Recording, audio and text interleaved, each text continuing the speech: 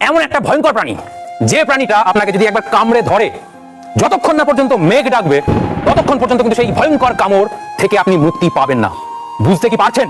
সমস্ত কিছু, সমস্ত রহস্য আজকে ফাঁস করবো, দেখতে থাকুন। চলুন, তারা দেখতে পাচ্ছেন বন্ধুরা, দেখুন, জাস্ট দেখুন।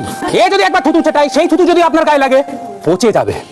এ যদি এই ভয়ঙ্কর লেজ দিয়ে একবার বাড়ি মারে, সেই জায়গাটাও পচে যাবে। হ্যাঁ বন্ধুরা, না জানি আরো কত কিছু আপনারা শুনেছেন, সমস্ত কিছুই গুজব, সমস্ত কিছুই গুজব।